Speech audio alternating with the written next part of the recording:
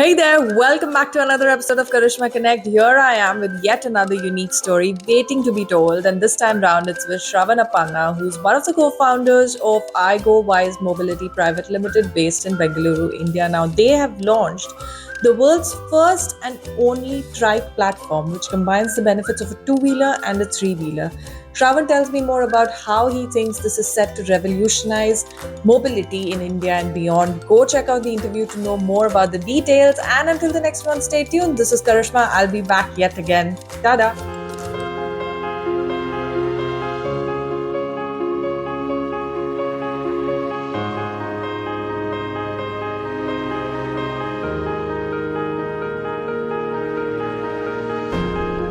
Thank you so much, Ravan, for joining me on this episode of Karishma Connect. It's a pleasure to have you, and I can't wait to know more about iGo.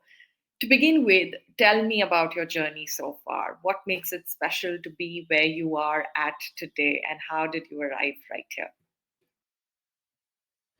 First of all, wonderful, to be here, Karishma, and warm New Year greetings to everyone of your viewers, and lovely to be here. Thanks for having me.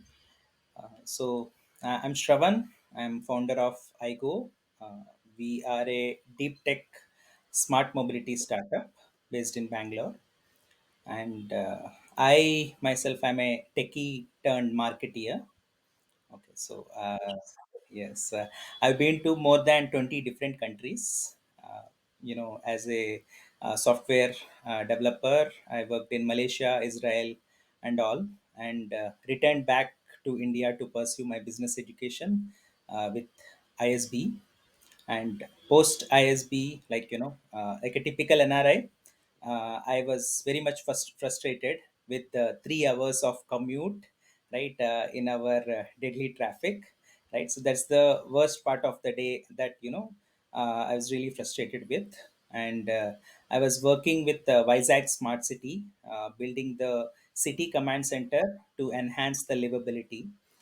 We have made several significant suggestions and improvements through technology by relaying, IoT sensors across the city and trying to improve the city livability index. Right, so it's a pretty good city, but even then, it was not drastically different. Right, even when we implemented a really good solution, the livability, what I see across Indian cities is related to one of the primary drivers is mobility, right. So that's what has driven me to do something more, which has driven me to look beyond the software solutions that I have been developing, right. So I wanted to pursue more meaningful, more impactful things, and I happened to meet my partner, Suresh, and then we decided to pursue this journey of uh, bringing smart mobility to the emerging world markets, right. So that's the brief about it. Would love to share more details as we go along. Yes, please. If you can dive right in and tell me how does the technology work and what value does it hold for the kind of market that we're operating in at the moment? Right.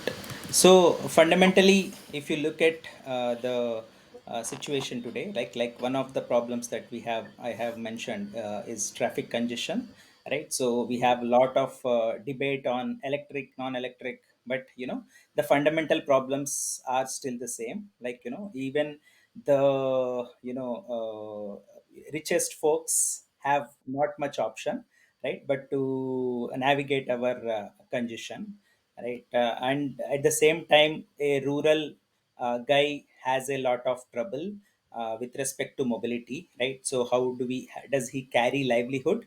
Many people rely on their vehicle for livelihood, right. Even within our families, right. So my mother is an independent career woman who raised three children. She has been an active social impact enabler, right. But one small incident on the road, and now she is reliant on someone else, right, to take her here and there, right? Even for small things, she doesn't no longer wants to is no longer comfortable riding a typical scooter on our roads, right? So that's the kind of impact it can have on someone, right? And the same is true with my wife. Every morning her decision is dependent, like she has to take a solution, whether to take a two wheeler and risk my kids safety, or take a four wheeler and get stuck in traffic, or not find parking at the school, right? So these are the real problems that people are facing, while there is no solution currently available, right? At least my wife has the choice, but millions of women don't even have that choice, right? So there's they're forced to take that compromise and keep the family safety at risk, right? So that is something that has motivated me, to find a solution. And our core technology basically is a narrow tilting trike, right? So it's a very unique concept. It's not a unique concept across the world.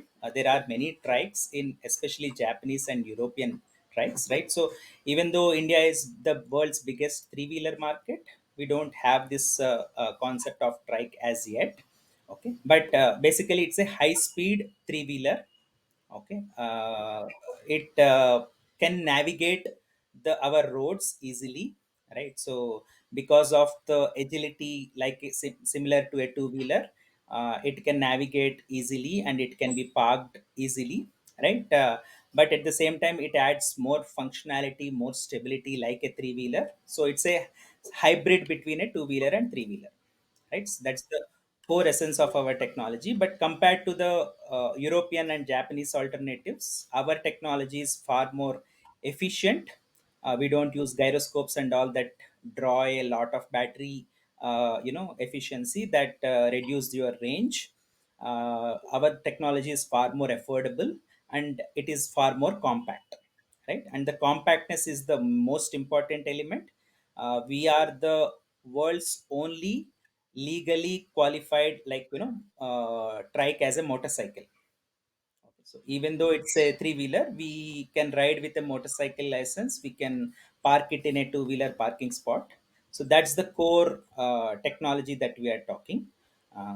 So that brings the benefits of a two wheeler and three wheeler into a single format, right? So that enhances the safety and road grip, for especially for our kind of roads, right? Whether a family person or a livelihood person who wants to earn better income. Okay, so they don't have an option, so they tend to overload their vehicles and put their self and others at risk, right? So those are the things that we are trying to solve. It's a long journey, but yeah, we have made significant progress and continue to do so. In terms of product development, because you've developed a product that is rather unique, what are the three things that you've learned about creating a product from scratch? What are the three things, according to you, that are most important to be considered? So there are several things. Of course, product development itself is a challenge of its own, right? But before that, we want to emphasize on the distinction between technology development and product development, right? So a radically different technology has many different applications, some of which we don't even can imagine, right? When we start, uh, you can name it the internet, right? So nobody has the complete picture of how radical the world would be with something very similar as a communication protocol, right? And the same is true if you talk about the wheel itself, right? So the cornerstone of human civilization, how many different ways we use the something simple, that seems simple, but yeah, it's fundamentally different technology. So and that is how our approach is also, like we are trying to build a technology which has very many use cases. But yes, as a startup, we cannot try to do everything.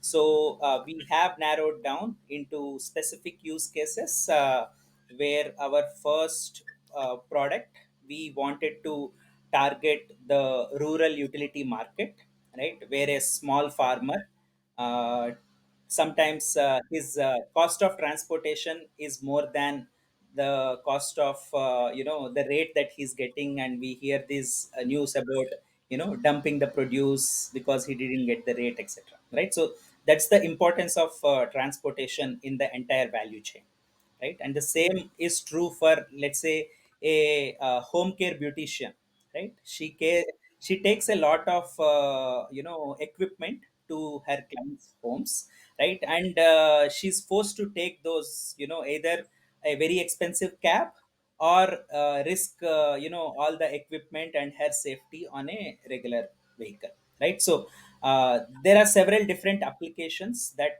we can cater our technology to. So then we have decided, narrowed down on a most impactful cases, where there is prominent improvement in quality of life.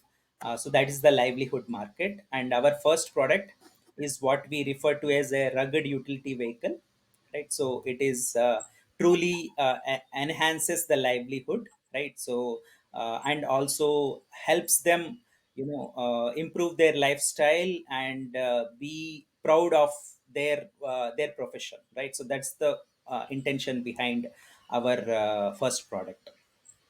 And then tell me about the pay model, because even the pay model for iGo is rather unique. So can you tell me more about that and why you went for that particular model? Most definitely. So this is very interesting because there's a very strong misconception across many folks that India is a very price sensitive market, right? So I'm sure you must have also heard about it, right? Whereas our objective research shows categorically that India is very, very highly value driven market, right? So Indians want high bang for buck, right? It's not about the cheapest product. It is about whether they are getting their money's worth or not, right? So that's the most important thing that we have to understand about the Indian market, and this is not specific to the top tier or ultra rich or anything, right? So this is absolutely true even for in the lowest strata of economic class, right? So they stretch themselves to when they see real value, which is actually meaningful for them, right? So they do stretch themselves, but just because there is a brand, people may not go for it, but if it is actually valuable, we see that time and again, right? You can see that in the car space, right? Today SUVs are far more popular than the lowest entry level cars and all, right? You can see that in the smartphone space, that smartphones that are like 20 25,000 rupees are more popular than the entry level budget phones, right? So this is absolutely true across the board. And but at the same time, we have to understand that when you provide high quality, yes, more people are very much interested, but it may not be palatable for them with the upfront, the entry barrier, right? So how do we balance this two, right? Without compromising on the quality and the reliability of the product, still how do you attract more people? Is That's the pricing innovation that comes into play, right? When you provide it in a package that is palatable for them, and at the same time enable something that is more value add in their lives, then it becomes very easy for them to adopt, right? So that's where our pay as you go, battery as a service and vehicle as a service solutions come into play. Okay, and unlike the typical battery as a service that you have seen, where some people mandate a minimum consumption, right? Then it becomes again a hindrance for them, right? So that's when it is truly pay as you go. How much you consume, only that much you have to pay, right? At the same time, when battery is bulk of the cost, and many people, because of the existing mistrust that has been created, right, many people feel that, okay, what happens if my battery runs out? Okay, do I need to replace, right? So there are a lot of misnotions or apprehensions, right? So, in order to reduce that, we have brought in this battery as a service, that to exactly pay as much as you use, right? Which is again far lesser than a petrol spend that they would do anyways, right? So that's how we think about our pricing innovation. Brings me to my next question, which is what, according to you, is the future of mobility? And also at a time where I think, like with the conversations around EVs, with the conversations around infrastructure, what do you think is the kind of potential that we need to tap into in order to make sure that we are going to achieve the so called future of mobility we are all looking at? Yeah, very good question. So, yeah, there is a so far the debate has been whether mobility, future of mobility is electric or not, right? So we want to flip the question, right? So our it doesn't matter whether it is electric or not, right? As long as you are stuck in the same traffic congestion, right? So all of us want to upgrade to the latest car, bigger car. That is our aspiration, because we want family safety, security, comfort, weather protection. These are the things that we aspire for as a individual or a family, right? So it wouldn't matter when it comes to urban intra-city commute, right? So the future is absolutely light, compact, and smart, right? That's how we define. Especially light EVs are far more, sustainable, far more bang for the buck, not just for the individuals, but also for the environment, right? So they demand lot less resources to build. They take lot less energy to move around.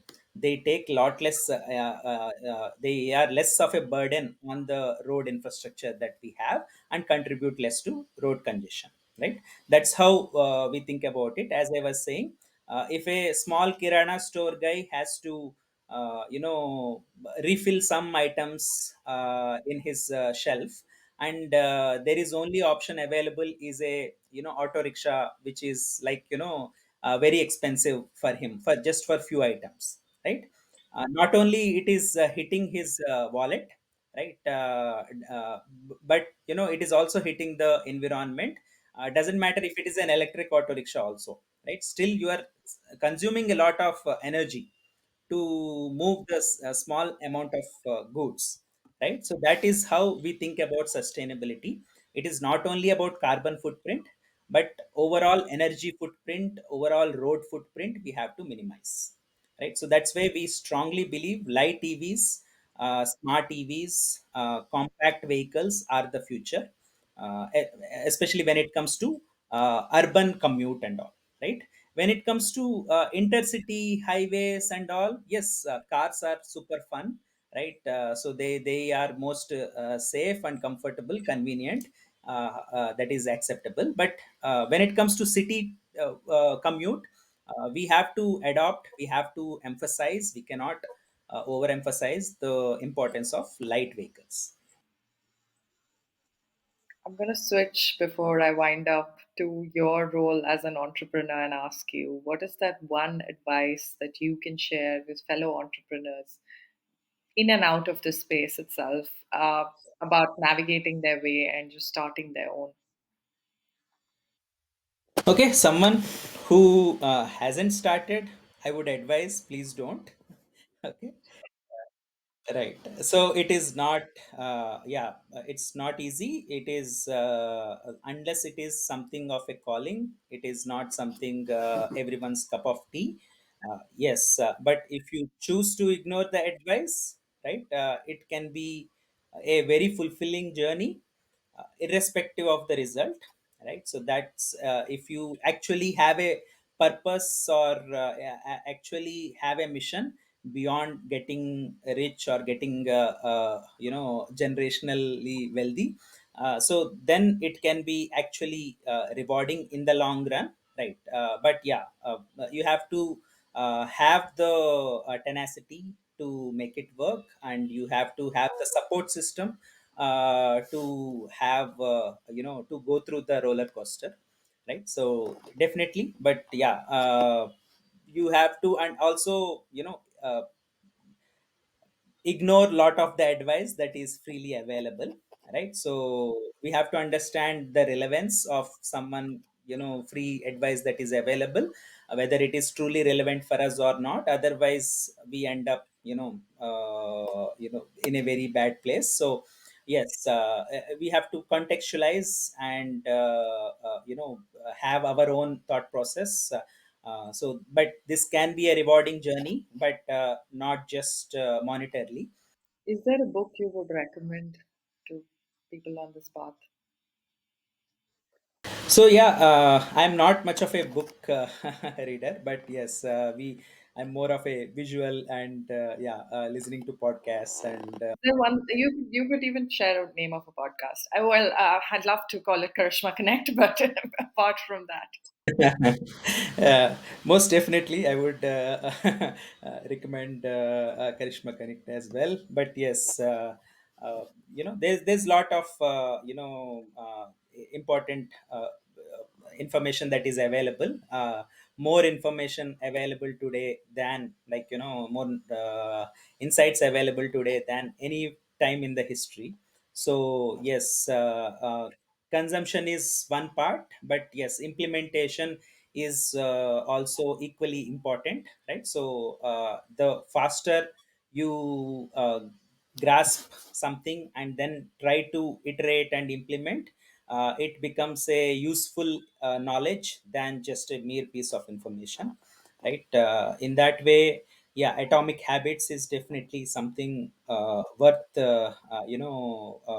it's very simple to implement, at the same time very effective, right? And I have strong inclination towards many spiritual podcasts that help us in the journey. In this journey, we have to be more balanced in our approach, like not get away with the small successes, and at the same time get down because of the constant rejections. So that's what I would recommend anyone.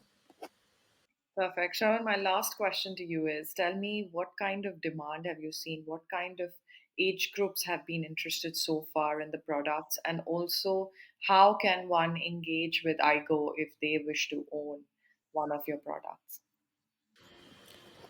Right. So yeah, so far on the demand side, we are quite frankly overwhelmed. Right. So just to let you know, we have inquiries from more than 20 countries so far.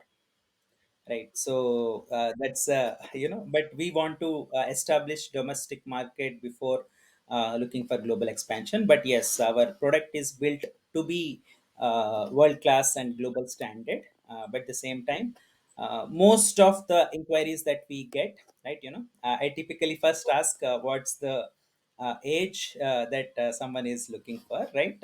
Because many youngsters do call, they appreciate the model and novelty of it, right? But just curious, if I ask, it's they want to gift their mother, their father.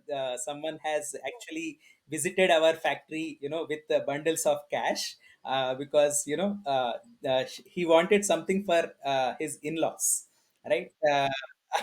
So that is very refreshing both ways, and it was sometimes overwhelming as well.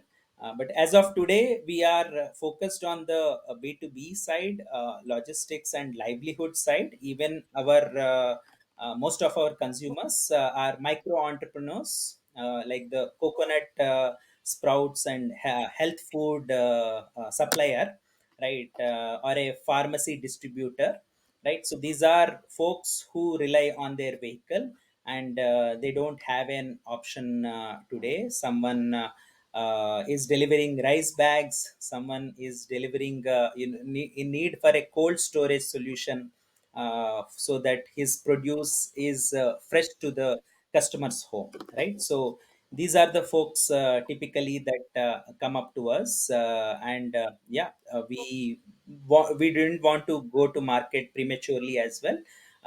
We had completed all the regulatory requirements, and we are currently doing beta trials and piloting the first batch of vehicles, and then we will be scaling up pretty soon. Perfect. Well, more power to you and your vision. Thank you so much for joining me once again. It's been a pleasure. The pleasure is mine, and once again, Happy New Year to all, and wish you a wonderful year ahead. And thank you, Karishma.